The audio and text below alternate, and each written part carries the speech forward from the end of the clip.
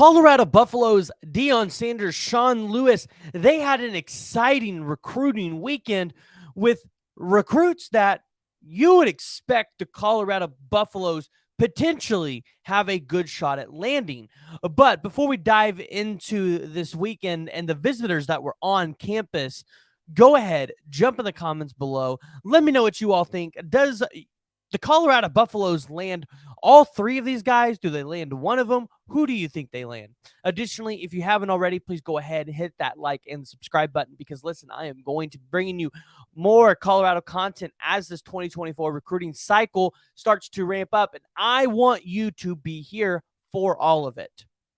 So the Colorado Buffaloes, they had a pretty good weekend in terms of visitors that were on campus this week.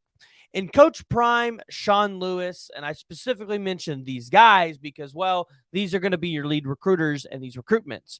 And the first one that we really got to start out with is the offensive lineman, Gage Ginther.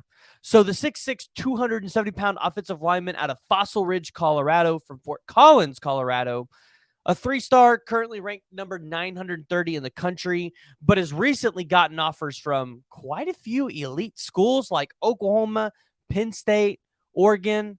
He also holds offers from schools like UCLA, Tennessee, Nebraska, USC, and then obviously Colorado. Now, it would seem that Colorado would be the leader here. They're the in-state school. They currently have 4 visits, 2 under the new staff, 2 under the previous staff. He also has taken 2 visits to Colorado State. He's taken visits to Nebraska, Oklahoma, and Utah. But again, you would feel that the Buffs, Sean Lewis, they are going to be the leaders in this recruitment. And I would expect that the Colorado Buffaloes are going to land probably the majority of the in-state talent that they actually want to take. But the second recruitment, and this isn't the 5-star yet. We're going to save, well, I guess it wasn't a 5-star, but could be a 5-star kid by the end of the cycle. We'll talk about him at the end of the video. The next kid we're going to talk about is a 3-star, 6-foot, 180-pound quarterback out of Cathedral High School in Indianapolis, Indiana, Danny O'Neal.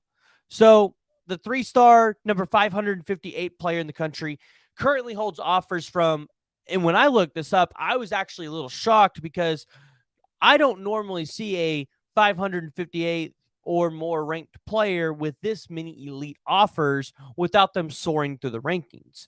But Danny holds offers from Kentucky, Florida State, Georgia, Notre Dame, Alabama, Michigan State, and Penn State. So when you look at his offers, because he's also got other offers as well, when you look at them, you're going, okay, this kid's obviously got something because the bigger schools want him. The bigger schools are going to go out there and recruit him.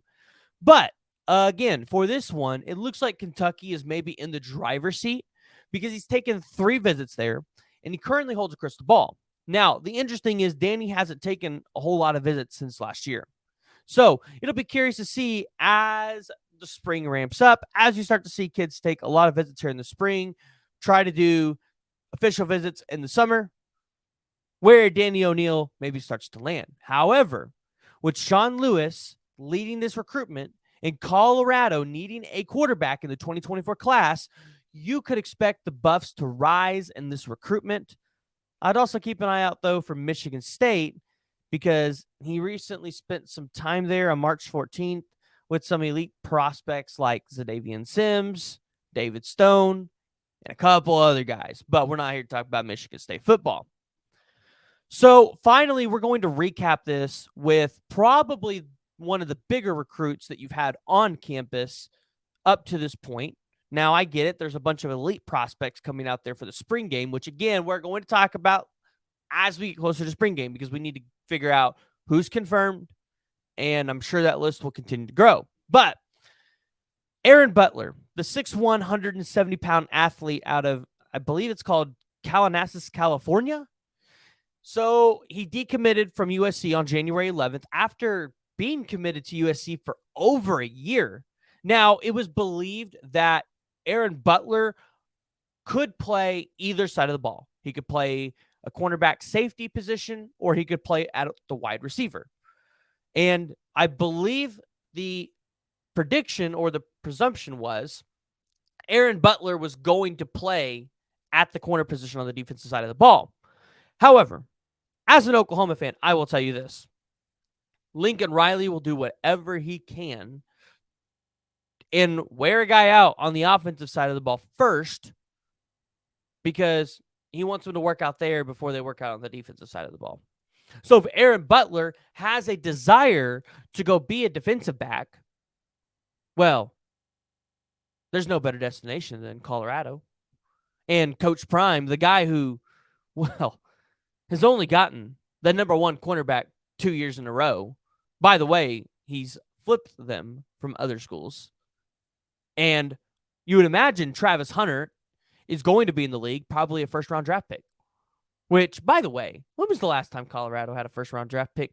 Y'all let me know because y'all get it. I'm not a Colorado fan per se. I just like covering y'all because, my goodness, Coach Prime is fun to cover. But anyways, back to Aaron Butler. So he decommitted from USC on January 11th after being committed for a whole year. Currently crystal balled right now to land at Georgia while having official visits scheduled to USC on 4/14. Georgia on 4/14 and Washington on June 23rd.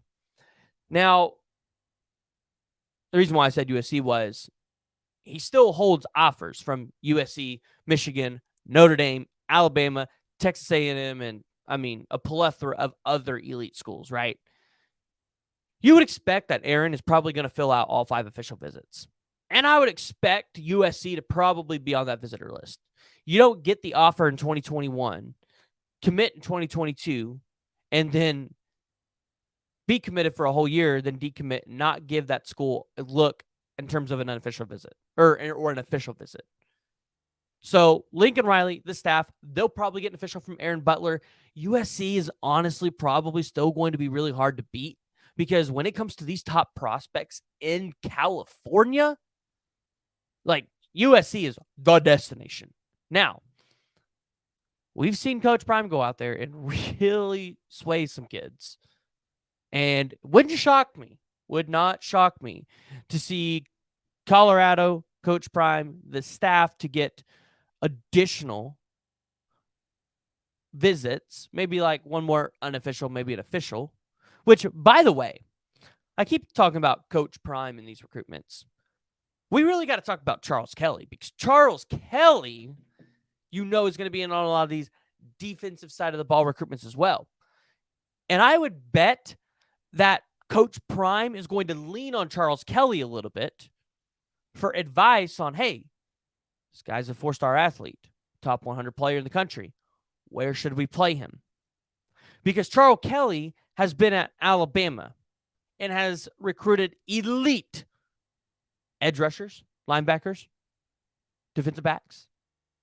He's even helped on the defensive line.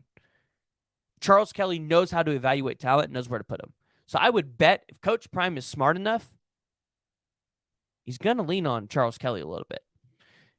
And I would not count out Colorado at all with that dynamic duo of Coach Prime and Charles Kelly on the defensive side of the ball. So, guys, go ahead. Jump down in the comments below. Let me know what y'all's thoughts are. Who does Colorado land out of the 3? Do you think they land all 3? Additionally, if you guys haven't already, please go ahead, hit that like and the subscribe button. Let me know what you all are thinking down in the comments below. Let me know what you guys think about the show. Is there something specific that you guys want me to talk about? And if you haven't, hit the like and the subscribe button. Hit that notification bell because we are bringing you constant college football content, and I want you guys to be a part.